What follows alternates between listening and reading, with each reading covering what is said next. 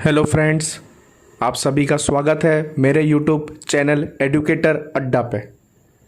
आज हम डिस्कस करेंगे प्रॉब्लम नंबर 2 जो कि बेस्ड है ट्रांसपोर्टेशन प्रॉब्लम पे, और हमें मेथड का इस्तेमाल करना है नॉर्थ वेस्ट कॉर्नर मेथड। ये प्रॉब्लम अनबैलेंस्ड टाइप प्रॉब्लम है और अनबैलेंस्ड टाइप प्रॉब्लम को किस तरीके से सॉल्व करना है with the help of NWCM हम देखेंगे। क्वेश्चन दिया है, consider the transportation problem shown in table below, find the initial basic feasible solution using north west corner method. ये क्वेश्चन दिया हुआ है प्लांट के अंदर 1 2 3 4 और ऊपर सप्लाई के पास भी 1 2 3 4 5 सारे नंबर और सेल और सप्लाई और हमारा डिमांड दे दिया है। तो सबसे पहला स्टेप ट्रांसपोर्टेशन प्रॉब्लम के अंदर हमें ये करना है कि हमें सप्लाई और डिमांड का कैलकुलेशन करना है, चेक करना है कि सप्लाई और डिमांड इक्वल है कि नहीं। चलो डिमांड को कैलकुलेट कर लेते हैं। तो demand 3500 plus 4000 plus 2500 plus 1500 plus 4000। तो मैंने जब डिमांड चेक किया तो डिमांड चेक करने के बाद देखा कि टोटल उसका डिमांड का टोटल आ रहा है 15,500। तो मैं लिख लेता हूँ 15,500। अब चेक कर लेते हैं कि सप्लाई कितना दिया हुआ है। 3,000 प्लस 5,000 प्लस 8250 प्लस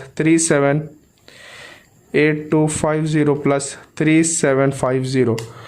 हमने जब कैलकुलेट किया तो हमारा जो सप्लाई दिया हुआ है वो 20,000 दिया है। 20,000।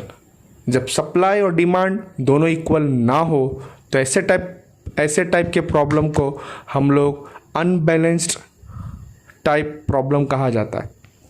अब ऐसे टाइम जब क्वेश्चन के अंदर डिमांड और सप्लाई दोनों इक्वल ना हो तो चेक करना है कहाँ कम पड़ रहा है और उसके हिसाब से हमें डमी रो और डमी कॉलम ऐड करना होगा।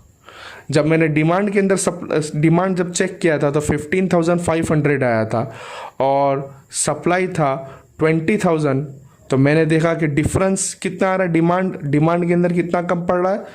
20,000 करने के लिए डिमांड के अंदर कम पड़ रहा है 4500, और डिमांड के अंदर हमारी वैल्यू कम हो तो उस टाइम हमें डमी कॉलम ऐड करना होगा। अगर सप्लाई के अंदर कमी होती तो डमी रो ऐड करते। तो पहले से मैं फॉर्मेट बना के रखा हूँ कि वीडियो थोड़ी छोटी रहे। फॉर्मेट बना दिया, देखा था कि डिमांड के अंदर हमारा 4500 कम था, 4500 कम था। तो जब डिमांड में कमी आए तो हमें डमी कॉलम ऐड करना पड़ता है। डमी कॉलम मतलब सारे के सारे नंबर 0 रहेंगे। जो नंबर दिया था 1 2 3 4, रो तो ऐड नहीं करता तो 1 2 3 4 ही रहेगा। और हमारा कॉलम के अंदर 1 2 3 4 5 और एक नया ऐड किया हम लोग ने डमी, और सप्लाई जो था वो लिख लिया। बाकी के सारा का सारा कैलकुलेट कर लिया, सारे के सारे नंबर लिख लिए। नंबर लिखने के बाद यहाँ पे हमारा कितना कम था हमारा 4500 कम था। अब जब मैं इसको कैलकुलेट कर रहा हूँ, डिमांड और सप्लाई को कैलकुलेट कर रहा हूँ, तो दोनों इक्वल हो चुके हैं 20,000 पे। डिमांड और सप्लाई जब तक इक्वल ना हो तब तक हम लोग एलोकेशन करना स्टार्ट नहीं करेंगे। दोनों इक्वल है, डायरेक्टली एलोकेशन कर लो, ट्रांसपोर्टेशन कॉस्ट फाइंड कर लो। बट जब दोनों इक्वल ना हो तो हमें डमी रो ऐड करना पड़ेगा या फिर डमी कॉलम ऐड करना पड़ेगा। डिमांड के अंदर कमी होगी तो डमी कॉलम ऐड करना है, सप्लाई के अंदर कमी होगी तो हमें डमी रो ऐड करना है। ये ध्यान रखना है, ठीक है। सेकेंड स्टेप है हमारा एलोकेशन करना। एलोकेशन के अंदर नॉर्थ वेस्ट कॉर्नर मेथड में स्टार्टिंग वाला जो पहला नंबर रहता है वहाँ से एलोकेशन करना हमको स्टार्ट करना रहता है। तो मैंने जब चेक किया 20, तो 20 के अंदर जो डिमांड है 3,500 है, सप्लाई 3,000 है, तो मैं मैक्सिमम एलोकेशन जो कर सकता हूँ वो 20 के ऊपर वो 3,000 का एलोकेशन कर सकता हूँ। 3,000 का एलोकेशन कर सकता हूँ। तो जब 3,000 का एलोकेशन किया तो यहाँ पे 500 बच चुका है और यहाँ पे ये 0 हो गया। अब मैं मजबूरन मैं राइट साइड शिफ्ट नहीं हो सकता, क्योंकि राइट साइड इसलिए शिफ्ट नहीं हो सकता क्योंकि सप्लाई ज़ीरो हो चुका है। मैं डाउनवर्ड वाले नंबर के पास आऊँगा, तो डाउनवर्ड वाले नंबर के पास आया, तब चेक किया कि डिमांड यहाँ पे कितनी है, मैक्सिमम 500 एलोकेट कर सकता हूँ, और सप्लाई 5000 था, तो मैक्सिमम कितना एलोकेट कर सकता है यहाँ पे 500 ही एलोकेट कर सकता है। तो 500 एलोकेट कर दिया, और ये जब 500 एलोकेट किया तो ये ज़ीरो हो चुका है, और ये 5000 के अंदर से हमारा कितना बचेगा 4500। अब मैं डाउनवर्ड वाले नंबर के पास नहीं आ सकता, राइट साइड में शिफ्ट होना पड़ेगा, क्योंकि डाउनवर्ड के अंदर डिमांड ज़ीरो हो चुका है। राइट साइड में जब शिफ्ट हुआ तो चेक किया कि यहाँ पे मैक्सिमम डिमांड 4000 है, और यहाँ पे सप्लाई 4500 है, तो मैं कितना इसमें एलोकेट कर सकता हूँ, मैक्सिमम 4000 एलोकेट कर सकता हूँ। तो 4000 एलोकेट कर दिया, तो यहाँ पे जब 4000 एलोकेट किया तो ये ज़ीरो हो चुका है, यहाँ पे कितना बचेगा 500 बचेगा। अब मैं डाउनवर्ड वाले नंबर पे नहीं आ सकता क्योंकि डिमांड ज़ीरो हो चुका है, मैं मजबूरन राइट साइड वाले नंबर पे शिफ्ट होऊंगा। राइट साइड वाले नंबर पे जब शिफ्ट हुआ तो वहाँ पे डिमांड जब देखा तो डिमांड 2500 था, 2500 था, बट यहाँ पे हमारा सप्लाई 500 बचा था सिर्फ, तो मैं मैक्सिमम एलोकेट कितना कर सकता हूँ 500 ही एलोकेट कर सकता हूँ। 500 एलोकेट किया तो ये डिमांड हमारा कितना बच जाएगा 2000 बच जाएगा, और ये हमारा सप्लाई ज़ीरो हो गया। अब मैं राइट साइड वाले नंबर पे शिफ्ट नहीं हो सकता, डाउनवर्ड वाले नंबर पे शिफ्ट होना पड़ेगा, क्योंकि हमारा राइट साइड में सप्लाई ज़ीरो हो चुका है। डाउनवर्ड पे जब शिफ्ट हुआ तो चेक किया तो मेरा डिमांड 2000 बचा था, और यहाँ पे सप्लाई कितना है 8250 है, तो मैं मैक्सिमम कितना एलोकेट कर सकता हूँ, सिर्फ 2000 एलोकेट कर सकता हूँ। 2000 एलोकेट कर दिया, तो 2000 एलोकेट किया तो ये ज़ीरो हो गया। इसके अंदर कितना बच जाएगा 8250 के अंदर 2000 माइनस किया तो 6250 बचेगा। अब मजबूरन मेरे को राइट साइड पे शिफ्ट होना पड़ेगा, क्योंकि डाउनवर्ड के अंदर हमारा डिमांड ज़ीरो हो चुका है। राइट साइड में शिफ्ट किया तो यहाँ पे मैं डिमांड चेक कर रहा हूँ 1500 है, और 1500 है और सप्लाई 6250 है, तो मैक्सिमम कितना एलोकेट कर सकता हूँ 1500 ही एलोकेट कर सकता हूँ। तो 1500 मैंने एलोकेट कर दिया, और यहाँ पे जब 1500 एलोकेट किया तो ये ज़ीरो हो गया, और 1500 जब मैं 6250 के अंदर 1500 माइनस कर रहा हूँ तो 4750 बच रहा है। वापस से मैं नीचे वाले नंबर के पास नहीं आ सकता, राइट साइड ही शिफ्ट होना पड़ेगा। राइट साइड जब शिफ्ट हुआ तो चेक किया कि मेरा डिमांड मैक्सिमम 4000 था, और यहाँ पे सप्लाई 4750 था, तो मैक्सिमम मैं कितना अप्लाई कर सकता हूँ 4000 ही अप्लाई कर सकता हूँ। 4000 अप्लाई कर दिया, और यहाँ पे जब 4000 अप्लाई किया तो ये ज़ीरो हो गया। ज़ीरो होने के बाद यहाँ पे कितना बचेगा 750 बचेगा। वापस से मैं नीचे वाले नंबर के पास नहीं आ सकता, राइट साइड ही शिफ्ट होना पड़ेगा।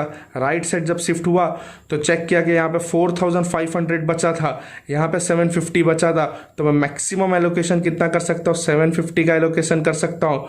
ये 750 का जब एलोकेशन किया तो यहाँ पे बचेगा 3750, और यहाँ पे तो ज़ीरो हो गया। अब ये लास्ट वाला नंबर बचा, लास्ट वाले नंबर के अंदर मैं देख रहा हूँ यहाँ पे सप्लाई भी 3750 है, डिमांड भी 3750 है, तो हम लोग डायरेक्टली एलोकेट कर लेते 3750। तो ये हुआ हमारा allocation with the help of transportation, with the help of north west corner method.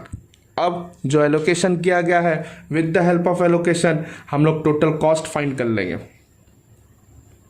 Total cost या ट्रांसपोर्टेशन कॉस्ट भी कहा जाता है जिसको, तो हम लोग ने टोटल कॉस्ट फाइंड कर लेते।